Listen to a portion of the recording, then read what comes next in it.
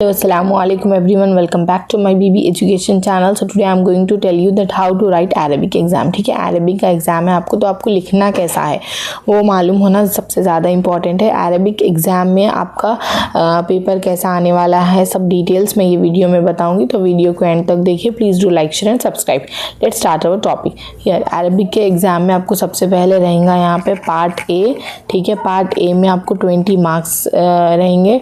ठीक है, फिर उसके बाद आपको रहेगा पार्ट बी। पार्ट बी में आपको 60 मार्क्स रहेंगे। ये हो गए शॉर्ट क्वेश्चंस आपके पार्ट ए के, जिसमें से आपको करना है 4 क्वेश्चंस। ओके, आपको यहाँ पे देखिए 4 क्वेश्चंस, सो 4 × 5 = 20। ठीक है, आपको यहाँ पे 5 क्वेश्चंस करना है, आपको 4 मार्क्स का एक रहने वाला है। फिर यहाँ पे देखिए आप अरबिक में नेक्स्ट 15 है, 15 मार्क्स का एक क्वेश्चन रहेगा। 15 × 4 = 60 मार्क्स हो गए आपके अरबिक के।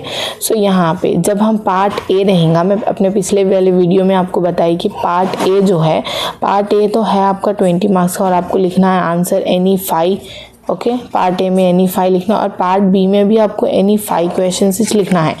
ठीक है, तो अब यहाँ पे देखिए पार्ट ए में जब आपको 20 मार्क्स दे रहा हूँ, एनी 5 बोल रहे हैं आपको, तो उसमें कितने चीज़ें इंक्लूडेड है मैं अपने पिछले वीडियो में आपको बताई। उसमें देखिए ऑपोजिट्स इंक्लूडेड है, ऑपोजिट वर्ड्स, मीनिंग इंक्लूडेड है, फिर आपको अलिफ लाम लगाने वाली बिट इंक्लूडेड है, अलिफ लाम कैसा लगाना है वो एक बिट इंक्लूडेड है आपको।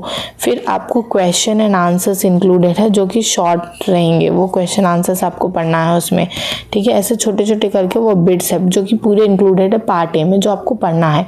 ये पूरे बिट्स के लिए आप मेरा पहले वाला वीडियो देखिए जिसमें मैंने डिटेल एक्सप्लेन किया हुआ है। ठीक है, अभी यहाँ पर देखिए आप पार्ट बी हो गया। ठीक है, अभी पार्ट बी आपको 60 मार्क्स का है। 60 मार्क्स में आपको यहाँ पे ऐसा आएगा इंटरनल चॉइस में 9A 9B। तो अभी आपको समरीज भी आ रहे हैं और ट्रांसलेशन भी आ रहा। समरीज आपको ये 2 भी पढ़ लेना है। 2 समरीज हैं आपके जो मैं मेरे पिछले वीडियो में बताई हूँ। ठीक है, वो समरीज आपको पढ़ना है यहाँ पे, राइट। और सेकेंड वाले में जब आपको ट्रांसलेशन है, तो आपको ट्रांसलेशन में इंपॉर्टेंट सिर्फ 4 ट्रांसलेशन दी देखिए जाकर। ठीक है, तो वो ट्रांसलेशन या तो आप पढ़िए या तो आप समरीज पढ़िए। समरीज कितने हैं? 2 समरी है आपको पढ़ने के। ठीक है, ट्रांसलेशन और साथ में समरी है, तो आपको 2 समरी यहाँ पे पढ़ना है जो कि मैं पिछले वीडियो में बोली हूँ। और आप समरी या तो उर्दू में लिख सकते, जो भी लैंग्वेज आपको कंफर्टेबल है, या तो आप इंग्लिश में लिख सकते। ठीक है, ट्रांसलेशन भी वैसे ही है, या तो आप ट्रांसलेशन उर्दू में लिखिए या तो आप ट्रांसलेशन इंग्लिश में लिखिए, आपकी मर्जी।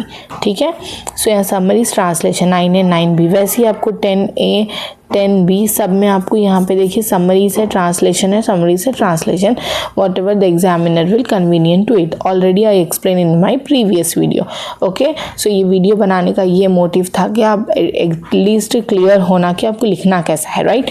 तो अब आप देखिए, अब आपकी समरी है, आप एटलीस्ट आपको देखिए समरीज के लिए 15 मार्क्स दे रहे हैं आपको। ठीक है, तो 15 मार्क्स के लिए आपको 4 पेजेस लिखना ही लिखना है अरबिक में, जस्ट बिकॉज कि जो अरबिक लेक्चरर रहते हैं उनको इंग्लिश उतनी परफेक्ट नहीं आती। अगर आप इंग्लिश में लिखेंगे, लाइक आती भी होंगी, I am not telling anything to anybody, but देखिए आप नॉर्मली जब अरबिक के लेक्चरर्स रहते हैं वो लोग ज़्यादा अरबिक से कन्वीनियंट रहते, बोलने का मतलब ये है मेरा।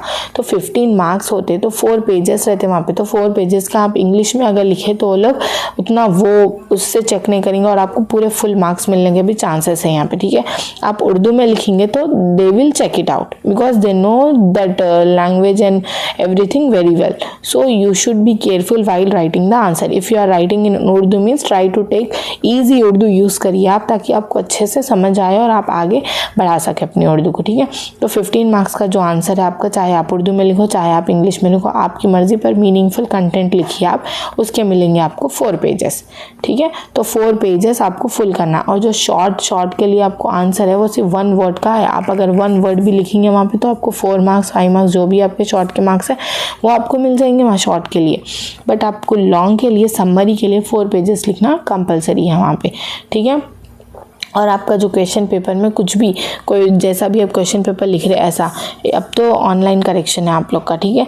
तो आप जैसा भी क्वेश्चन पेपर लिख रहे हैं ऐसा कट कोट ऐसा कुछ भी मत करिए, ना ही तो वाइटनर यूज़ करिए, ना ही तो जो पेन आपको एग्जाम में यूज़ करना हो ब्लैक पॉइंट पेन है या फिर ब्लू पेन है, जो भी रिकमेंडेड है आपके हॉल टिकट्स लेते टाइम आपको ऑलरेडी मालूम हो गया वो, ठीक है। तो आप ब्लैक पेन से लिख सकते, ब्लैक एंड ब्लू को कंबाइन करके लिख सकते, जैसा भी है वैसा लिख सकते हैं आप, बट आपको वाइटनर नहीं यूज़ करना है, स्केचेस नहीं यूज़ करना है, ना ही तो कोई डायग्राम्स, इफ़ नीडेड है अरेबिक में कोई डायग्राम तभी आपको ड्रॉ करना है, otherwise no need to draw any diagram because examiner will not get impress by your presentation, they will impress only by your content, ठीक है। ये याद रखिए आप, they will impress only by your content. अगर किसी की राइटिंग बहुत ज़्यादा ख़राब है तभी भी उनको फुल मार्क्स मिल जा रहे हैं और उन्होंने टॉप कर ले रहे, कैसा कर रहे हो ना, कंटेंट अच्छा लिख रहे हो ना अपना, that is the main thing, okay. So आपकी राइटिंग से इम्प्रेस होने examiner won't, so try to learn the meaningful answer and meaningful content, ठीक है। अरेबिक का पेपर प्रेजेंटेशन आपको नहीं करना है, सिर्फ आपका कंटेंट अच्छा रहना है और आपके जो अरेबिक के टर्म्स लिख रहे हैं आप उसमें अगर आप एराब लगा रहे तो लगाइए करेक्टली, जैसा कि मैं अभी यहाँ लिखी हूँ अल हाफिज़ बोल के लिख रही हूँ मैं, ठीक है, अल हाफिज़। अब मेरे को यहाँ एराब लगाऊंगी मैं, रॉन्ग अगर लगाई तो उन्हें मार्क्स नहीं देंगे मेरे को, अगर मेरे को मालूम है एराब पक्के से तो ही लगाना चाहिए, अल हाफिज़ फा ज़ौद, ठीक है, फिज़ हाफिज़, ठीक है। तो ये ऊपर नहीं आता, अगर मैं ऊपर एराब लगा दी, नीचे का एराब ऊपर लगा दी तो मेरा ये पूरा रॉन्ग हो जाएगा और वो जो 4 मार्क्स रहेंगे वो भी नहीं मिलेंगे मेरे को, ठीक है। तो एराब अगर आपको लगाना है, मतलब जो साइंस है यहाँ पे वो आपको अगर लगाना है तो आप अच्छे से देख के प्रैक्टिस करे हुए ही लगाइए, कोई भी रॉन्ग साइंस मत लगाइए, ये आपके एग्जाम में रॉन्ग इम्पैक्ट पड़ सकता है आपका, ठीक है।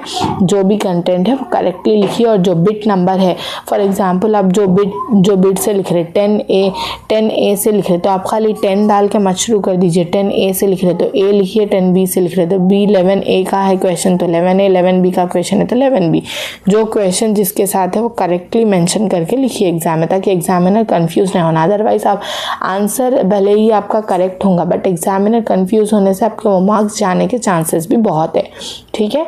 So that's it, this is my opinion to how to write that Arabic exam. Do well for the exam. Thank you so much for watching my video. Thank you. अल्लाह हाफिज़।